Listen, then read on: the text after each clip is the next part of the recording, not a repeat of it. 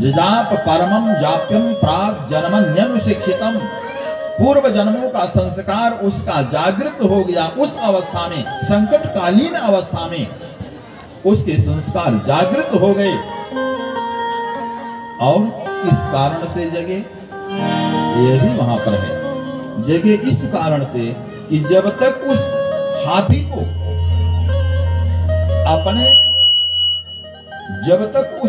को अपने परिवार पर भरोसा था, अपने बच्चों पर भरोसा था, समाज पर भरोसा था, तब तक कोई उसकी रक्षा करने के लिए नहीं आया। और जब जजाप परमम जाप्यम, उसका संस्कार संसार के लोगों ने उसका साथ जब छोड़ दिया, तब उसका संस्कार प्रकट हुआ और भगवत शरणागति को प्राप्त करता है। इदम पुष्पम श्री नारायण अर्पणमस्तु, ऐसे जैसे इस शब्द का उल्लेख किया, भगवान श्री नारायण हरि के रूप में उस गजराज के सामने प्रकट हो गया।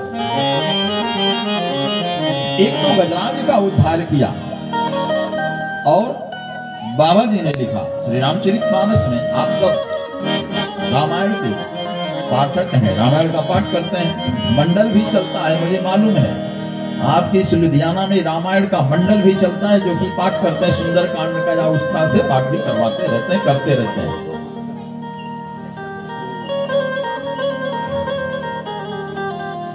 रामचरितमानस में पक्षीराज जटायु को, गीधराज जटायु को भगवान ने कहां पर बैठाया, अपनी गोद में लेकर के, और उनके पंख जो धूल से धूसरित थे, अपनी जटाओं से उनके पंखों के धूल को साफ किया है, झाड़ा। और यहां तक कह दिया कि हे तात, अगर आप इस धरातल पर रहना चाहते हैं तो मैं आपको जीवन दान दे देता हूं। इस प्रकार से जैसे बाली ने इस बाली से कहा, प्रभु श्री राम जी बाली से कहते हैं, केवल बाली से नहीं, इसी शब्द को गीधराज जटायु से भी कहते हैं, बाली से भी कहते हैं, और लंका में रावण से भी प्रभु श्री राम ने कहा है, रावण अगर तुम्हें मरने की इतनी चिंता है तो मैं तुम्हें जीवन दान दे दूं। लेकिन रावण ने कहा क्या है, रावण ने कहा महाराज जीवन दान तो आप दे देंगे, लेकिन पुनः आपका दर्शन इस तरह से नहीं प्राप्त होगा। इससे अच्छा है, इस ऐसे जीवन से अच्छा है आपकी गोद में, आपके सामने, आपके बाणों से मुझे वह मृत्यु स्वीकार्य है, जिससे मेरा जीवन एक जन्म नहीं अनेक अनेक जन्मों के लिए सुधर जाएगा। प्रभु श्री राम जी ने बाली से कहा है कि अचल करूं तनु राखूं प्राण, तनु राखूं प्राण, अचल करूं तनु राखूं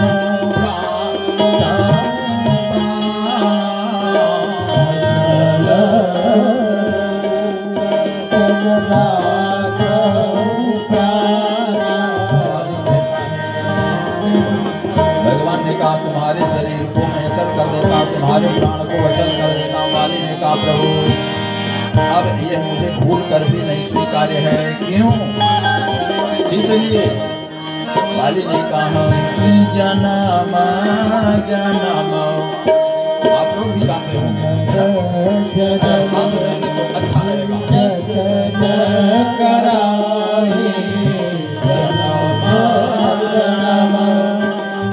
जतन कराई अंतराम कहीं आवत नाही, अंतराम कहीं आवत नाही।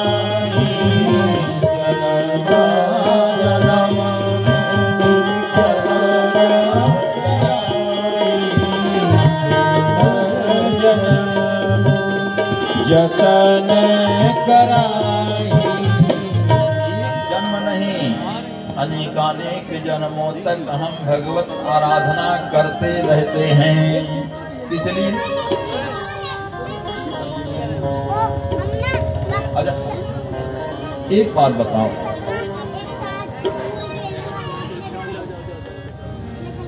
इतना पवित्र कार्य आप सब लोग कर रहे हैं, इस पवित्र कार्य को करने के पीछे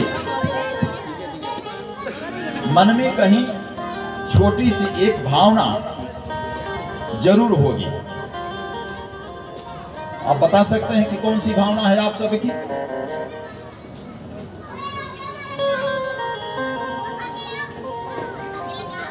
नहीं है, नहीं बता पाना, लेकिन भावना है। तो भावना क्या है? अगर ऐसा पवित्र कार्य होगा, भगवत कथा होगी, तो हमारे जीवन में कुछ पुण्य का प्राकट्य होगा, है ना? पुण्य का प्राकट्य होगा। हम परमार्थ के मार्ग पर, धर्म के मार्ग पर आगे चले, यानी पुण्य। एक रूप ये हो जाता है। दूसरा रूप क्या है? दूसरा रूप यह है, अगर किसी प्रकार से हमारे जीवन में कोई गलत कार्य हो गया है तो उसका, इस पवित्र कार्य को करने से उसका समन हो जाएगा, यानी वो दूसरा पक्ष क्या हो गया? पाप। अब प्रश्न उठता है, क्या पाप को देखा? उसको भी नहीं देखा। क्या पुण्य को देखा? उसको भी नहीं देखा। अब इसका विवेचन कैसे होगा? इस तत्व को हम जानेंगे कैसे? इस तत्व को ठीक इसी प्रकार से हम समझ सकते हैं, जान सकते हैं, जिस प्रकार से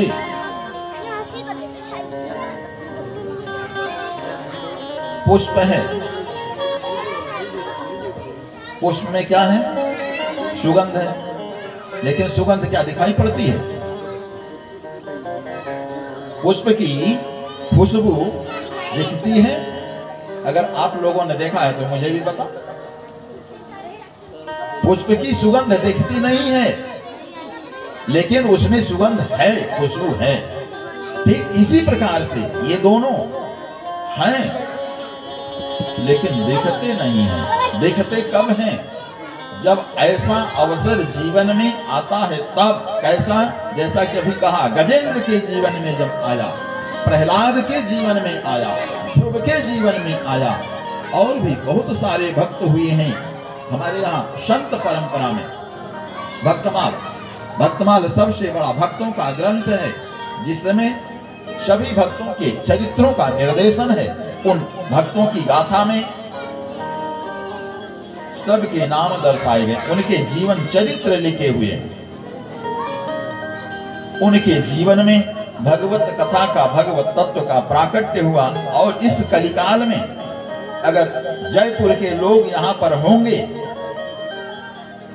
और नहीं होंगे तो वहां पर गए होंगे, तो गोविंद जी का दरबार आज भी है। जिस प्रतिमा में भगवती कौन? श्री मीरा जी नाचते नाचते भगवत कीर्तन करते करते उस प्रतिमा में समाहित हो गई थी। वो प्रतिमा आज भी जयपुर में गोविंद देव के नाम से जानी जाती है, और लोग वहां पर आज भी दर्शन करने के लिए जाते हैं। आज भी ऐसे भक्त हुए। ऐसे भक्तों की यह पवित्र गाथा हमें प्राप्त कहां से होती है? श्रीमद् भागवत से प्राप्त।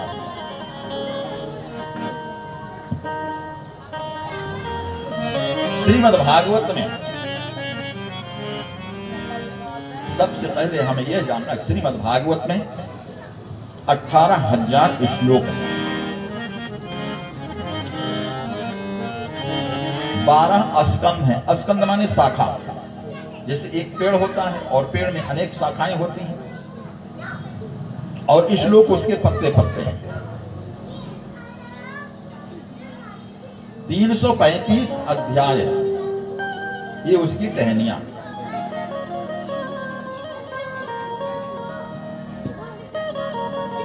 और इन टहनियों में लगता क्या है? फल लगता है। पत्तों में फल नहीं लगता है, मोटी डाली में भी फल नहीं लगता है। फल लगता किसमें है? टहनियों में। ये श्रीमद् भागवत है क्या?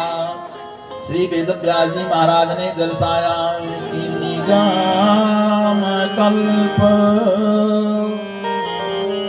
तरोर्गलितं फलम् शुकमुखादमृतद्रवसंयुतम्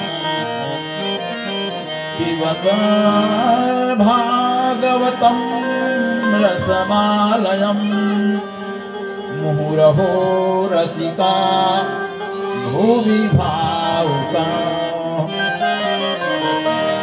साउंड के साथ छेड़छाड़ मत करो, जिस तरह से पहले था वैसे ही रखो।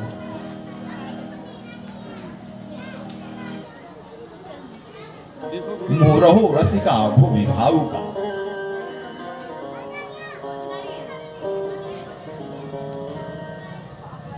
श्रीमद् भागवत है क्या? पहले तो हमें बताया ना कि इसको समझ लेना चाहिए क्या है श्रीमद् भागवत। श्रीमद् भागवत है क्या? सारे शास्त्रों का यानी वेदों का यह निचोड़, ये फल है।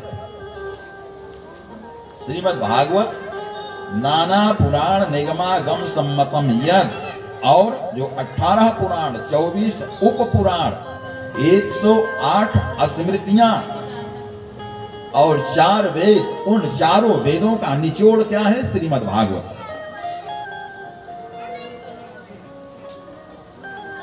जिसका उल्लेख बता इतने अध्याय, इतने स्कंद, ये सब डालियों में मैंने कहा फल लगता है। उस फल को ग्रहण करने के लिए वेद व्यास जी महाराज ने कहा कि उन डालियों में लगा हुआ वेद रूपी वृक्ष की डालियों में लगा हुआ ये फल है।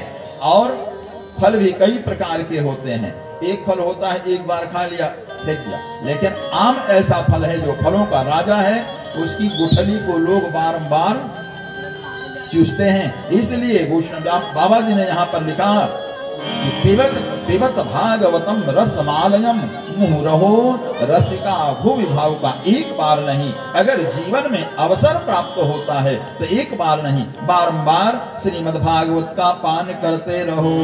और गोस्वामी जी महाराज ने दर्शाया कि राम कथा जे सुनत यघाही, राम कथा रे सुनत यघाही, राम कथा जे सुनत यघाही, रस विशेष जाला तीन नाही, रस विशेष जाला तीन नाही, राम कथा जे सुनत यघाही, राम कथा जे सुनत यघाही, रस विशेष जाला तीन नाही, रस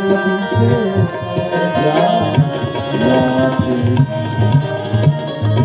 रस विशेष जाना तीन ना, यानी रस विशेष यानी भगवत कथा के तत्व को नहीं समझ पाए। कौन से लोग?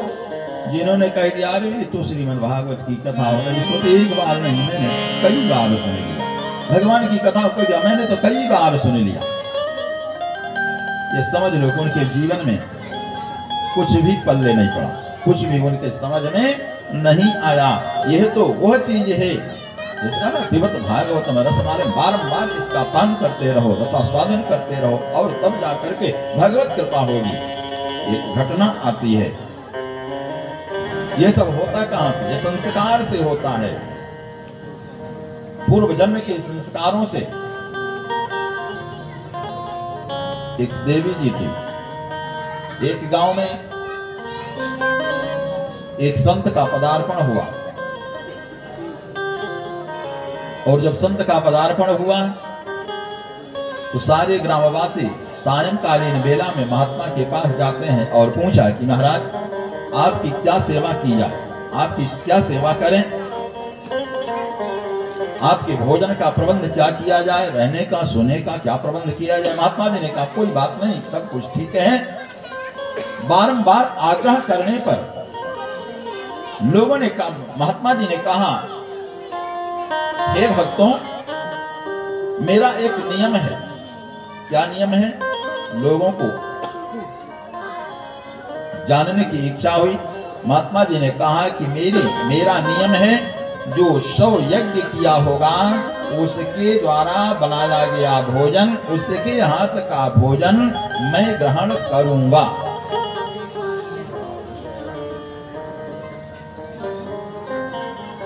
अब यह बात धीरे धीरे पूरे गांव में, पूरे नगर में व्याप्त हो जाती है, और जब पूरे गांव में फैल गई, सब लोग विचार करने लगे। वो तो यह कथा पंडित जी करवा रहे ना, एक कार्यक्रम कराने में कितना परिश्रम करना पड़ता है, तो जो है मंडल के आयोजक लोग हैं वही लोग समझ सकते हैं। और बाबा जी ने कह दिया है कि 100 यज्ञ जिसने किया होगा उसके हाथ का भोजन लेंगे।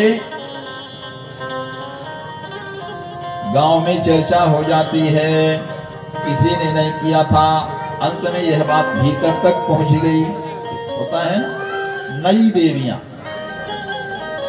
यहाँ क्या बोलेंगे, नई बहू, वहां की भाषा में बहू कहते हैं, दुल्हन कहते हैं, बिहार की भाषा में कन्या कहते हैं, है ना? और यहाँ की भाषा में जो कुछ कहते हैं उसको आप लोग समझ लीजिए। नवविवाहिता बहू घर में आई हुई थी, उसने अपनी सासू माँ से कहा कि माता जी, अगर आपकी आज्ञा हो तो मैं बाबा जी को भोजन कराऊंगी।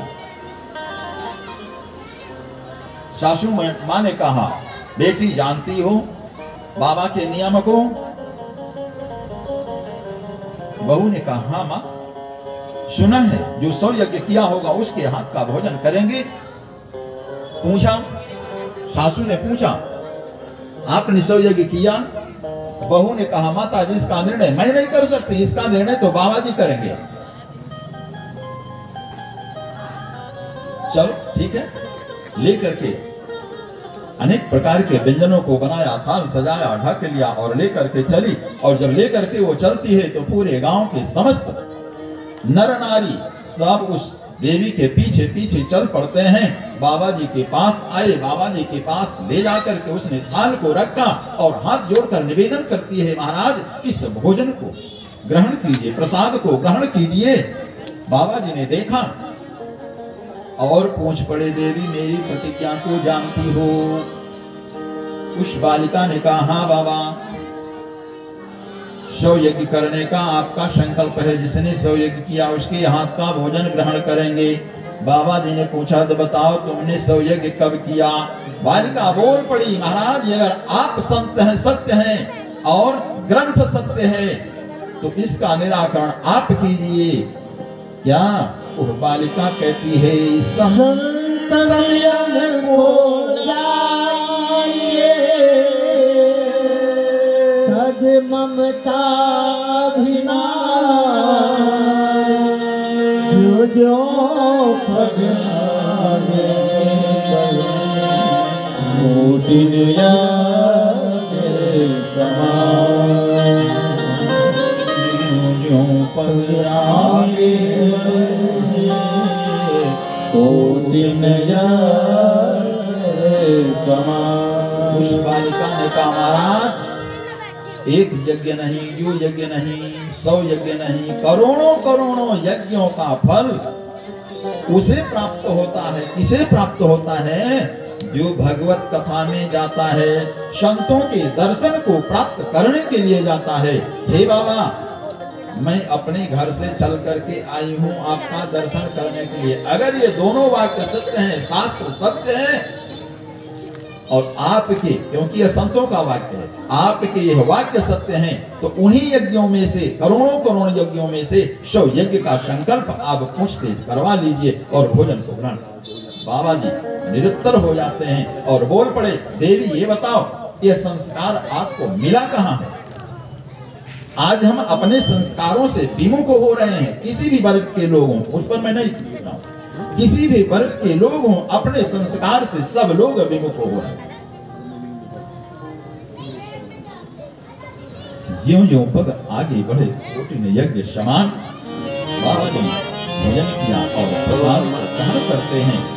आज सामाजिक व्यवस्था जो है वो बड़ी दूषित हो रही है, और कारण है, इसका कारण भी है कौन? ये है बस ये ठीक है, डाल दिया बस, बढ़िया। अच्छा भी है और अच्छाई से ज्यादा बुराई जो हाथ में लेकर के लोग चल रहे हैं, इससे संस्कार का पतन हो रहा है। अभी चर्चा हो रही थी संस्कार के ही विषय में, अभी कमरे पर था, वहां पर चर्चा हो रही थी। प्रत्येक व्यक्ति को संस्कार देने का दायित्व किसका है? माता और पिता का। बच्चों को संस्कार देने का दायित्व किसका है? प्रत्येक माता और पिता का होता है। अगर हम बच्चों को संस्कार नहीं देंगे तो वही बच्चे आगे चल करके, उन्हीं को हम कहते हैं ये संस्कार से विहीन है, इसने ऐसा कर दिया, इसने वैसा कर दिया। अभी धुंधकारी के प्रकरण में यह बात आएगी। धुंधकारी के प्रकरण में यह बात आएगी।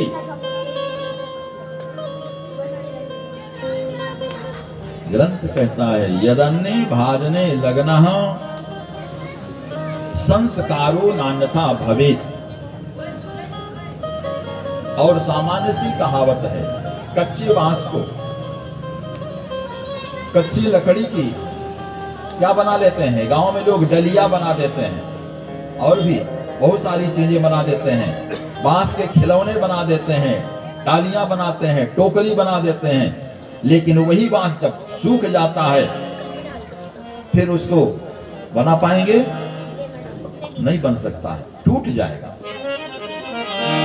इसी प्रकार से हमें अपने संस्कार को जागृत करने के लिए करना क्या चाहिए? छोटे छोटे बच्चों को, अपने अपने बच्चों को संस्कारित करना चाहिए। संस्कार के प्रति जब सजग होंगे तो हमारी संस्कृति आगे बढ़ेगी। हमारी तो संस्कृति रही वसुधैव कुटुंबकम। ये सारा विश्व आर्यावर्त के नाम से जाना जाता था और आज से नहीं, आदि से रहा है आर्यावर्त। लेकिन किसी कारणवश अनेक लोगों ने विखंडित करने की चेष्टा करते करते, खंडित करते करते अनेक प्रकार के लोग इसमें आ गए और एक छोटे से स्वरूप में हमको समेट दिया।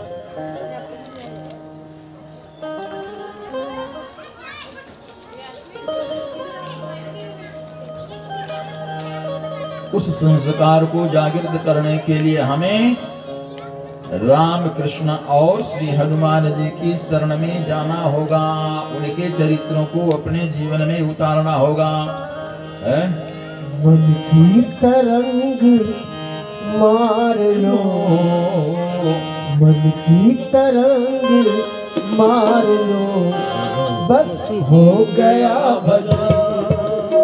मन की तरंग मार लो, बस हो गया भजन। आदत बुरी संभाल लो, बस हो गया भजन। आदत बुरी संभाल लो, बस हो गया भजन। मन की तरंग मार लो, बस हो गया भजन। मन की तरंग मार लो, बस हो गया भजन।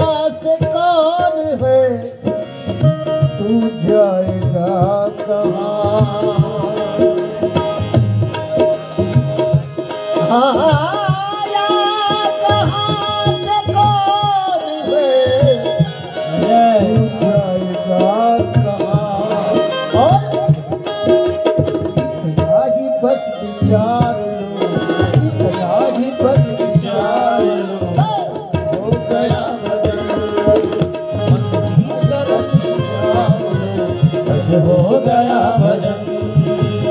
आनंद बुरी सुधार लो, बस हो गया भजन। आदत बुरी संभाल लो, बस हो गया भजन। मन की तरंग मार लो, बस हो गया भजन। मन की तरंग मार लो, हो गया भजन।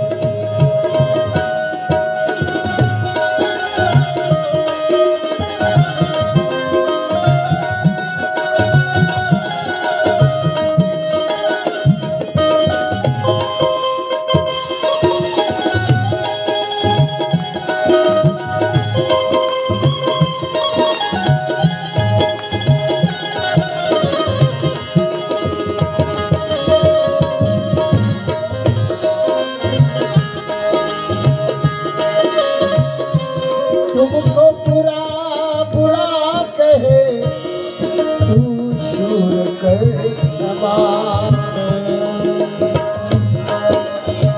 तुमको बुरा बुरा कहे, तू शूर कर क्षमा। और वाणी का सुर सुधार लो, वाणी का सुर सुधार लो, बस हो गया भजन। का सुधार लो, बस हो गया भजन। वाणी का सुधार लो, बस हो गया भजन। आदत बुरी संभाल लो, बस हो गया भजन। आदत बुरी सुधार लो, बस हो गया भजन। मन की तरंग मार लो, बस हो गया भजन। मन की तरंग मार लो, बस हो गया मन की तरंग मार लो, बस हो गया। गीता में भगवान ने कहा मन एव मनुष्याणाम कारणम बंध मोक्षयो। मन ही व्यक्ति के बंधन और मोक्ष का कारण होता है।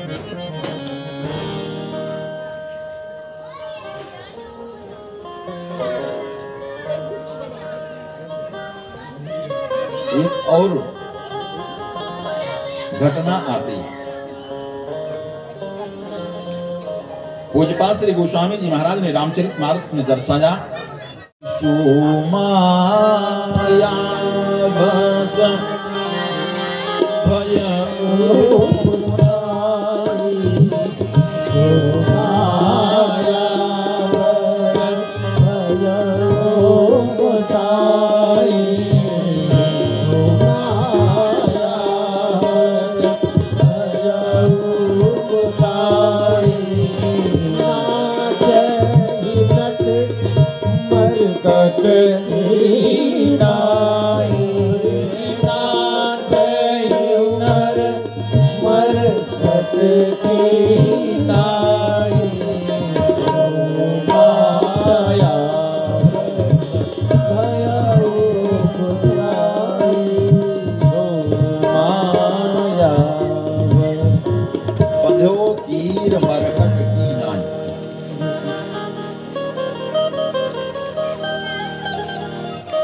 कीर माने तोता और बंदर, मरकट माने बंदर। अब तो अनेक प्रकार के उपकरण हो गए हैं, लेकिन कालांतर में पहले पहेलिया लोग जब तोते को पकड़ते थे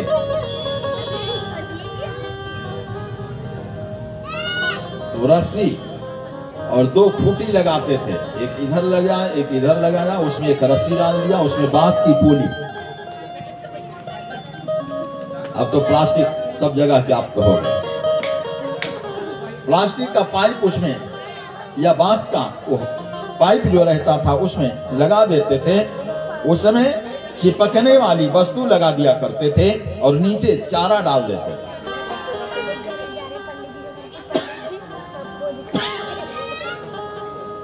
तोता जब जाकर के उस पोली पर बैठता,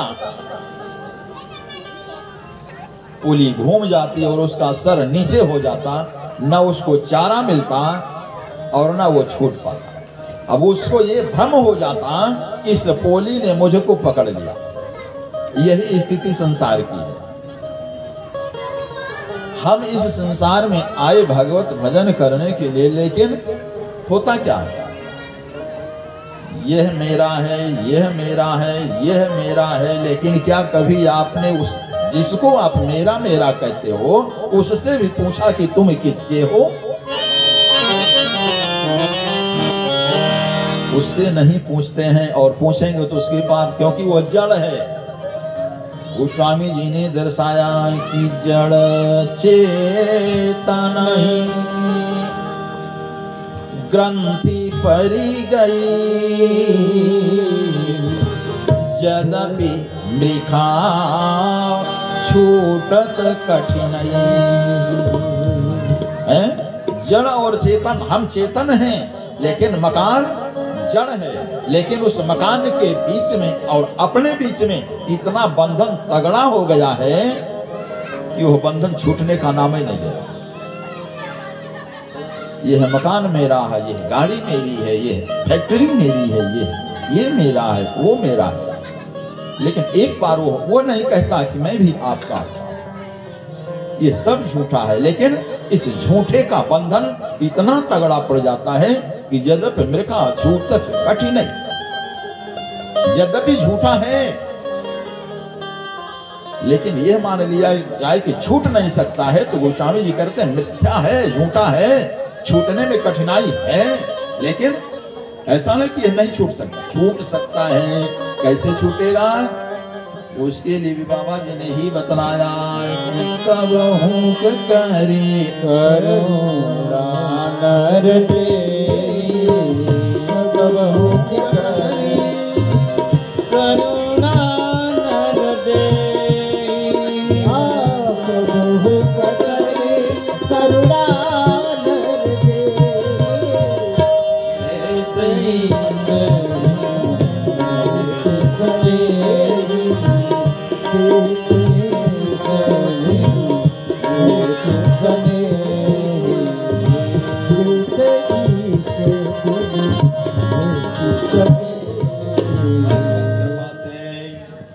यद्यपि मृखा छूटत कठिन, वो छूटेगा कैसे? भगवत कृपा से। और वो भगवत कृपा प्राप्त कैसे होगी? भगवत कृपा केवल भगवत नामामृत से प्राप्त होगी।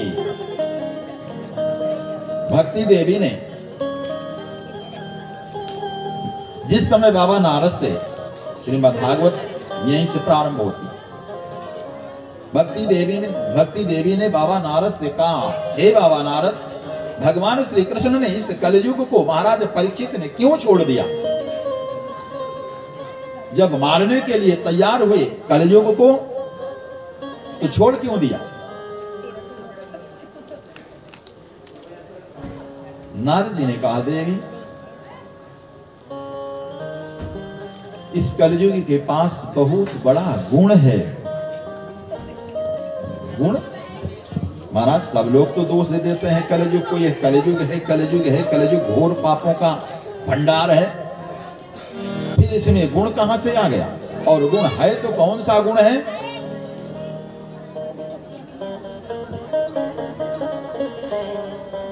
दोनों में है, रामायण में भी है, पुराणों में भी है, और श्रीमद् भागवत में भी है। कलयुग का केवल एक ही गुण है, क्या?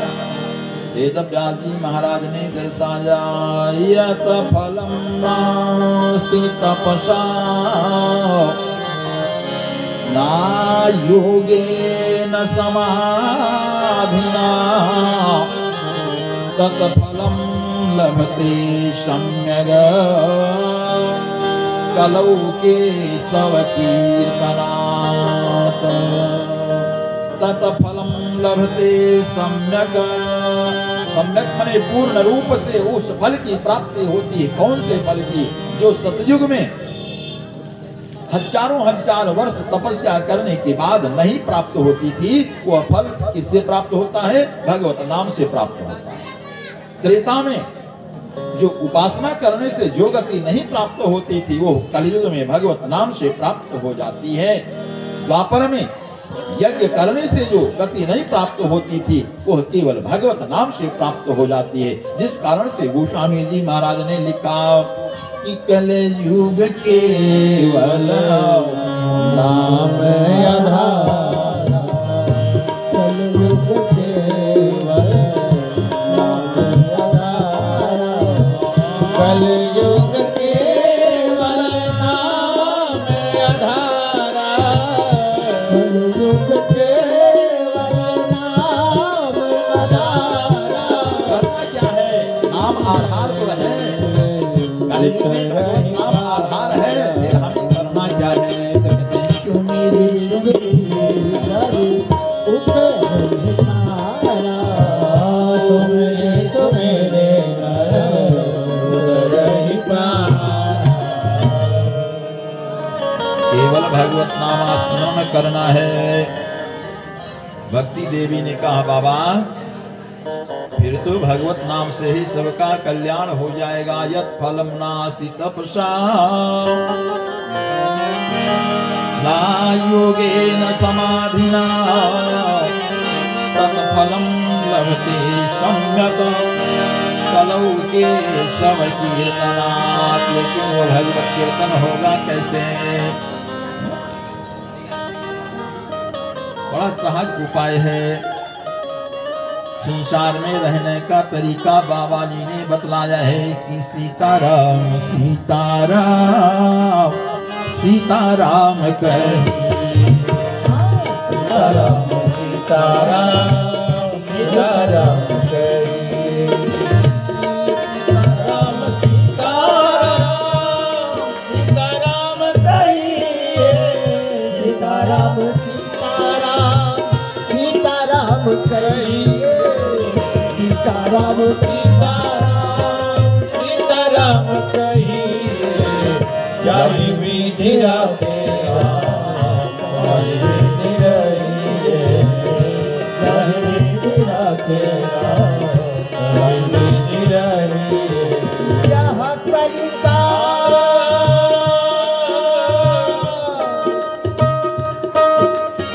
यह कलिकाल मलायतन,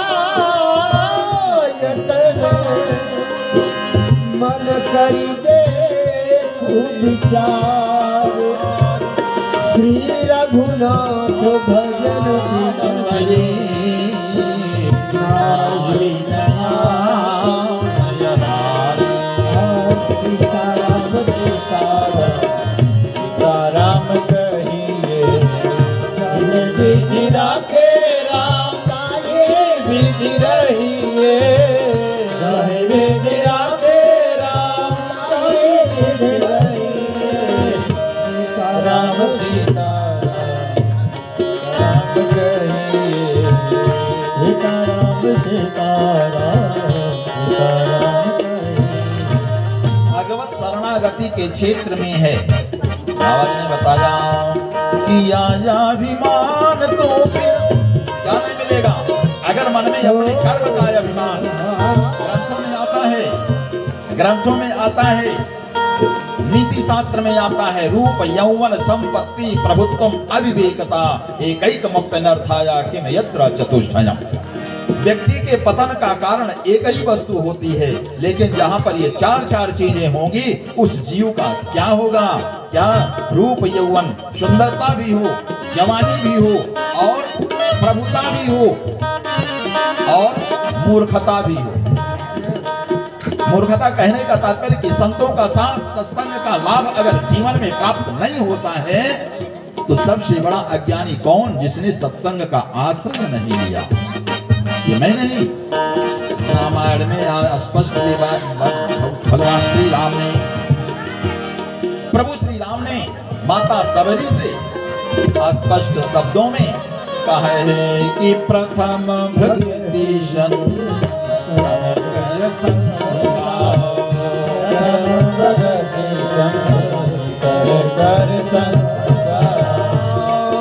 प्रथम भगति कर संगा, भगति कर संगा। और जब संतों के संग में जाएंगे, सत्संगत में जाएंगे तो हमें क्या मिलता है? जो यहाँ पर बैठ करके भगवत कथा को श्रवण कर रहे हैं, हमें भगवत कथा का लाभ मिलेगा। सत्संग प्रथम भगति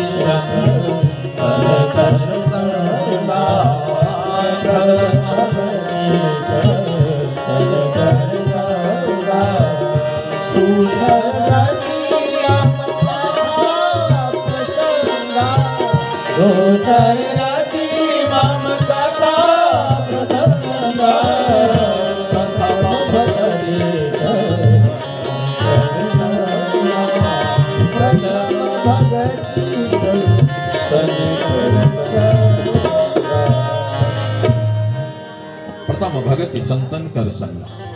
भक्ति देवी ने कहा, बाबा भगवान ने तो केवल एक गुण इस कलयुग में देखा और उन्होंने इसे छोड़ दिया।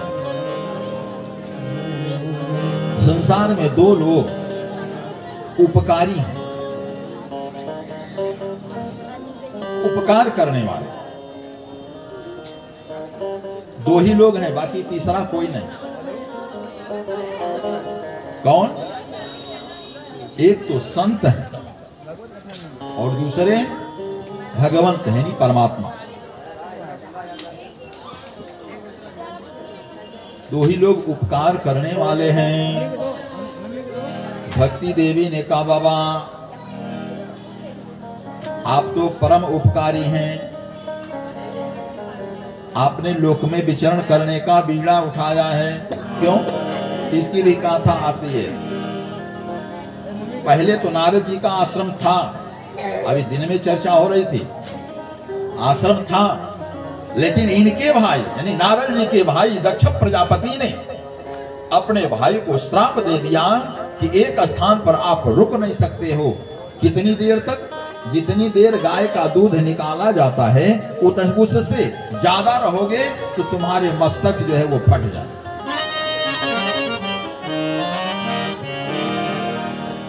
ये श्राप है, दक्ष प्रजापति ने श्राप दिया। और तब से आज के संत महंत हैं तो मठ बनाने के चक्कर में, मंदिर बनाने के चक्कर में अनेक प्रकार की व्यवस्थाओं में संलग्न होते हैं। लेकिन नारद जी जैसे परम ज्ञानी, परम भागवत, उन्होंने आश्रम आज तक पहले जो रहा था सो था, लेकिन तब से उन्होंने आश्रम नहीं बनाया और आज भी विचरण करते रहते हैं। बाबा जी ने बतलाया है कि हे तू रहित जग जुग उपकारी, हे तू रहित जग जुग उपकारी,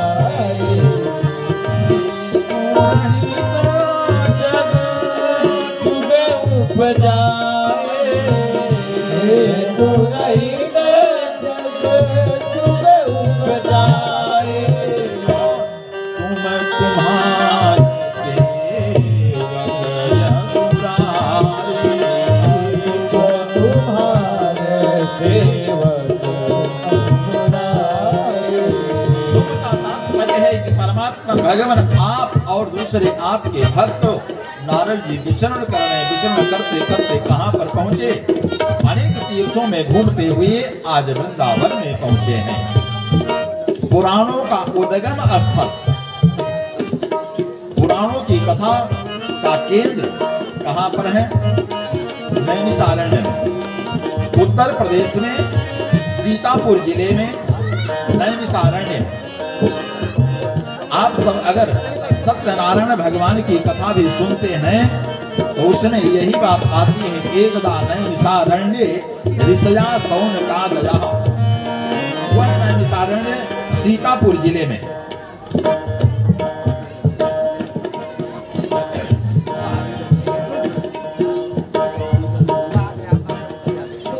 सीतापुर में वेदव्यास जी की गद्दी, वेदव्यास महाराज की गद्दी है।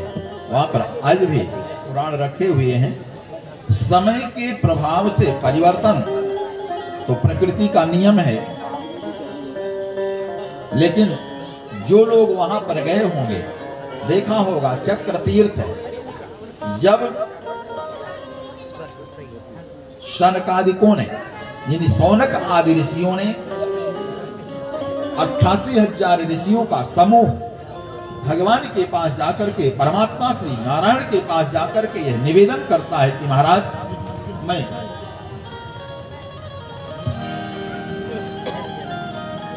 मैं यज्ञ करना चाहता हूं। यह यज्ञ भी ज्ञान यज्ञ, श्रीमद् भागवत तथा ज्ञान यज्ञ जो यह चल रहा है, इसको भी करने के पूर्व आप सबों ने बैठक किया होगा, विचार किया होगा। 2, 4, 6, 10, 20 जो भी आए होंगे, किसी भी कार्य को, सामूहिक कार्य को संपन्न करने के लिए सामाजिक अनुमति नितांत आवश्यक होती है।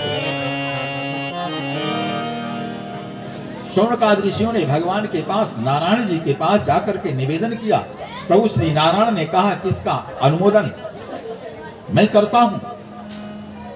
कहां पर किया जाएगा महाराज, इसका तो निर्धारण आप ही करें।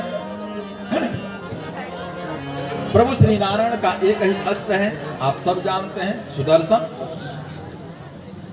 सुदर्शन को छोड़ दिया। भगवान ने कहा कि सुदर्शन जहां पर जाकर के इसकी गति रुक जाएगी, यानी उड़ते उड़ते गिर जाएगा, वही स्थान इस धरती पर सर्वश्रेष्ठ कहलाएगा।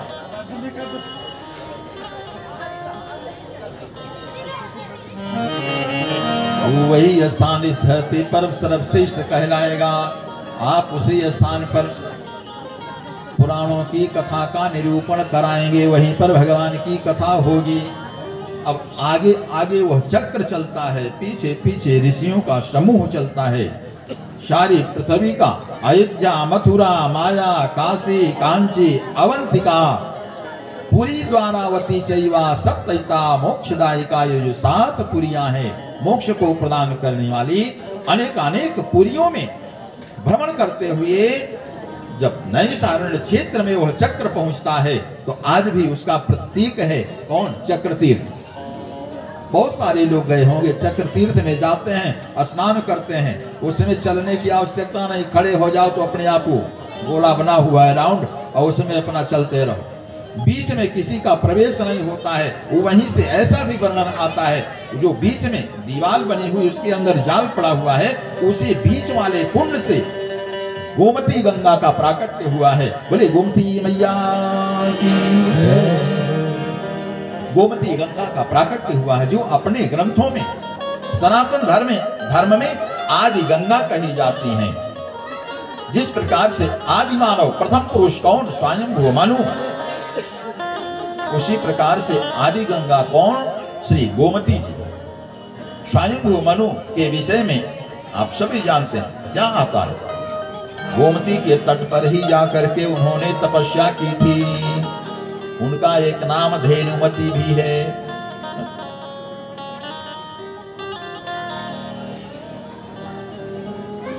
स्वयंभुव मनुष्य रूपा, स्वयंभू मनुष्य रूपा, स्वयंभू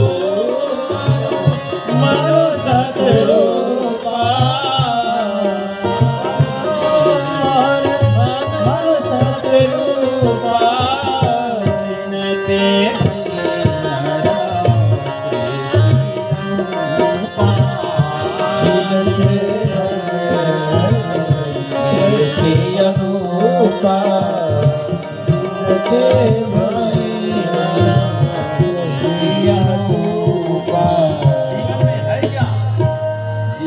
जीवन को जीने की कला स्वयंभू मनु जी महाराज सिखाते हैं कि दंपति धर्म आचरण का, दंपति धर्म आचरण का, दंपति धर्म आचरण का, दंपति